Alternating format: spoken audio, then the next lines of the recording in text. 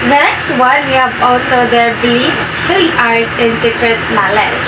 So, traditional healing methods often involve herbal remedies, massage therapy, and spiritual rituals performed by albularyo. So, their secret knowledge may include folk, wisdom, stories, and rituals unique to the region and often tied to the natural environment and ancestral practices.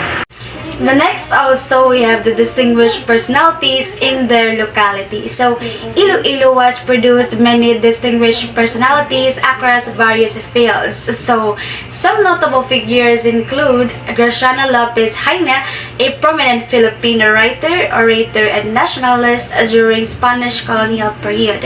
He played a significant role in the Philippines Revolution through his writings and speeches. Next, also we have Maria Clara Lobregat, a former First Lady of Zamboanga City and a prominent political figure in the Philippines. So, she was known for her advocacy work in education, women's rights, and cultural preservation. Next, also, the last one we have the Ramon Mozones. So, a celebrated Hiligaynon writer known for his contribution to Philippine literature. So, he wrote numerous short stories, poems, and novels in the Hiligaynon language. So, earning him recognition as the father of Hiligaynon. The last one, we have their local history. So, the history of Iloilo is rich and diverse, spanning centuries of cultural exchange, colonization, and economic development. So, here's an overview for this. So, the first one, we have the pre-colonial period. Before the arrival of Spanish, Iloilo was inhabited by various indigenous groups, including the Hiligaynon-speaking people. These communities engage in agriculture, fishing, and trade, so establishing early forms of social organizations and governance. The Spanish colonial era from 16th to 19th century, the Spanish arrived in Iloilo in the 16th century, establishing settlements and converting the local population to Christianity. Iloilo became an important hub for trade and commerce, so with its port serving as a gateway to the rest of the Philippines and other parts of the Asia. American period from late 19th to early 20th centuries, with the end of Spanish rule and the colonization of the Philippines by the United States, Iloilo continued flourished as a center of trade and commerce. American influence brought modernization and infrastructure development to the region, contributing to its economic growth. World War II and post-war reconstruction. During World War II, Iloilo suffered significant damage from Japanese occupation and Allied bombings. However, the post-war period saw efforts to rebuild and recover, leading to the revitalization of the region's economy and infrastructure. In contemporary era, in recent decades, Iloilo has experienced rapid urbanization and development, particularly in the capital city, Iloilo City. So, the province has become known for its thriving economy, vibrant culture, and contributions to various industries, including agriculture, manufacturing, and tourism. Let's move forward to their physical geography. So certainly, here's an overview of the physical geography and cultural heritage of Iloilo. So their building heritage is Iloilo is known for its rich architectural heritage with buildings that showcase a blend of Spanish colonial, American colonial, and indigenous Filipino influences. So Spanish colonial era architectures can be seen in structures like the Miago Church or a UNESCO World Heritage Site. The next one also we have Molo Church and Jaro Cathedral. So these churches features Baroque and neoclassical designs, characterized by ornate facades and intricate. Examples include the Iloilo Provincial Capital, which exhibits neoclassical style, and the old Iloilo Customs House. Traditional Filipino bahay na bato or stone heritage are also part of Iloilo's building heritage, especially in rural areas. These houses typically have wooden upper floors and stone lower floors, reflecting a fusion of indigenous and Spanish architectural elements. The next one, we have also their movable heritage. Iloilo is home to various movable heritage, including religious artifacts, ancestral heirlooms, and cultural artifacts. Religious festivals such as the Nagyang Festival in Iloilo City and the Para Regatta Festival in Iloilo Province. It showcased their movable heritage in the form of colorful costumes, religious icons, and traditional musical instruments. Traditional crafts such as pottery, weaving, and wood carving contribute to Iloilo's movable heritage. These crafts are passed down through generations and often reflect the cultural identity of different communities within the province. The last one, we have the local technology. Iloilo has a long history of local technology, particularly in agriculture and fishing. So, traditional farming methods such as terracing and crop rotation have been practiced for centuries to maximize agricultural productivity in the province of varied landscape. So fishing communities in coastal areas employ traditional techniques like net fishing, trap fishing, and fish curling to sustainably harvest seafood. In recent years, Iloilo has also embraced modern technology in various sectors including agriculture, manufacturing, and information technology. This blend of traditional and modern technology reflects the province's adaptability and commitment to progress while preserving its cultural heritage. And let's move forward to the Negros Occidental, which capital is Bacolod City.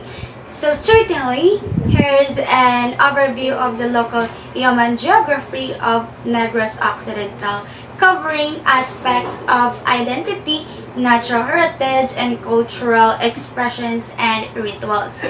So the first one, we have the rise of local identity.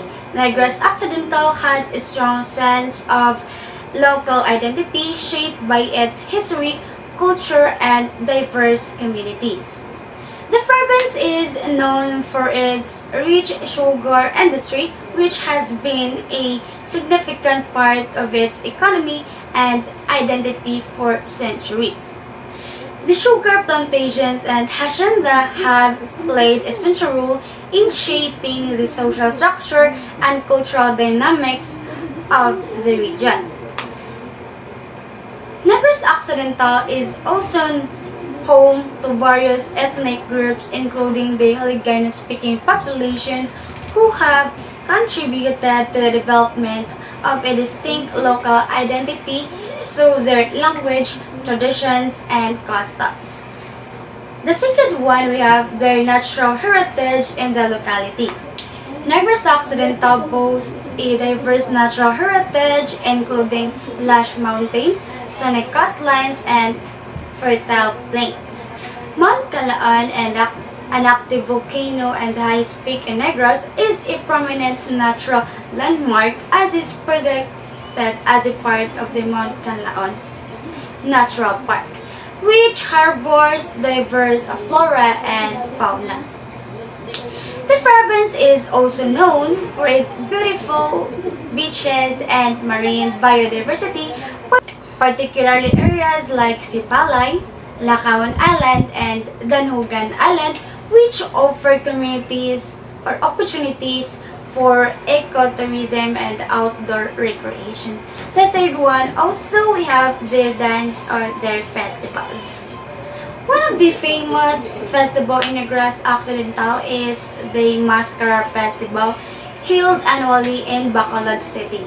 The festival features vibrant street dancing, colorful masks, and lively music celebrating the resilience and creativity of Negrenses amidst challenges.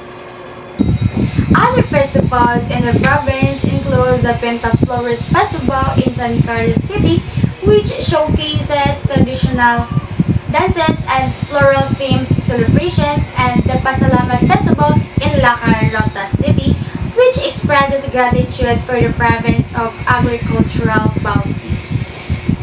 The next one, we have their sound and music. So music is an integral part of migrants' culture with traditional folk songs and contemporary music reflecting to the joys, struggles, and aspiration of the people.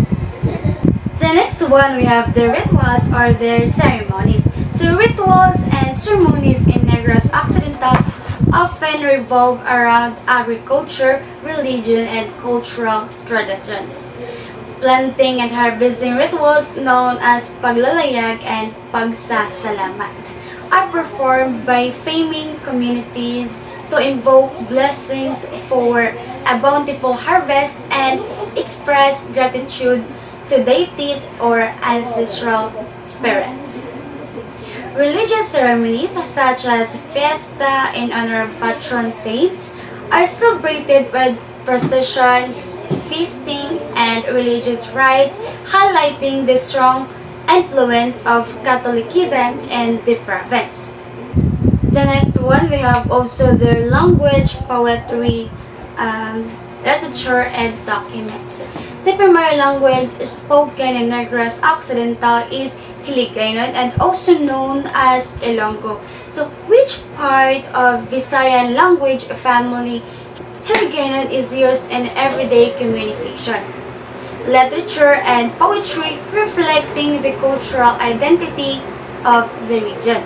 Negros Occidental has rich tradition of poetry and literature in the Hiligaynon language, with writers such as Peter Solis Terry, Augusto Villalon, and Leoncio P. Derrida contributing to the local literacy scene.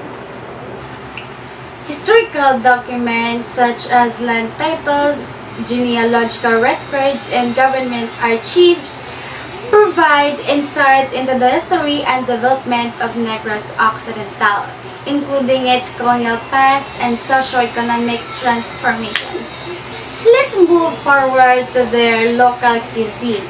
Negros Occidental is known for its delicious and diverse cuisine, influenced by its agricultural abundance and cultural heritage. Some iconic dishes include chicken inasal or the grilled chicken, marinated in a blend of spices and vinegar. The second one, we have the payaya, a sweet flat bread filled with muscovado sugar. And next is their bok choy, a flavorful noodle soup with pork, beef, and innards. The province is also famous for its seafood dishes, such as grilled fish or kinilaw or ceviche and suba-suba grilled seafood platter. So, it showcases their refreshness and abundance of marine resources in the region. And let's jump to their beliefs, healing art, and their secret knowledge of this. So like many regions in the Philippines, Negros Occidental has its own beliefs, healing arts, and secret knowledge passed down through generations. Traditional healing methods may involve the use of herbal remedies, massage therapy, and spiritual rituals performed by local healers or traditional medicine practitioners. Their secret knowledge may also include the folk wisdom, stories, and rituals unique to the region, often tied to the natural environment and ancestral practices and spiritual beliefs of the local communities. Next is their distinguished personalities and locality. Negros Occidental has produced many distinguished personalities across various fields, including politics, literature, arts, and business. So, some notable include former Filipino President Corazon Aquino, who hailed from the prominent Huangco family on Negros Occidental, and renowned Filipino writer and national artist Dr. Edith L. Tiempo, who was born in the province. The last one, we have their local history. So Negros Occidental has a rich history shaped by colonization, agriculture, and social dynamics. So during the Spanish colonial period, Negros was known as the sugar bowl of the Philippines, due to its vast sugarcane plantations worked by enslaved laborers known as sacadas. The province played a significant role in the Philippine Revolution against Spanish rule and later in the struggle of independence from American colonialism. Today, Negros Occidental is known for its cultural heritage, so their vibrant festivals and its contributions to the national economy, particularly through its sugar industry, tourism, and agricultural exports.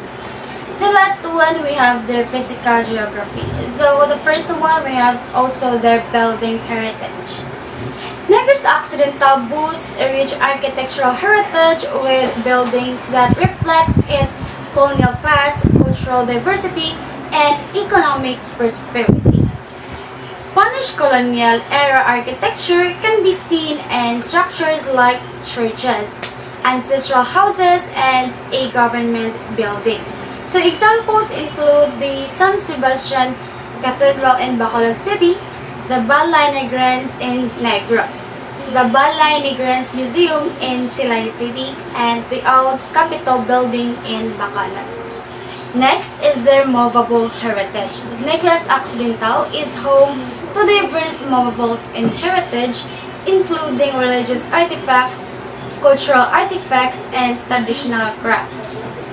Also, they have religious artifacts such as the Panaad San Negros Festival in Bacolod City and the Sinolog de Tanjay in Tanjay City, showcasing movable heritage in the form of religious icons, ceremonial objects, and traditional costumes.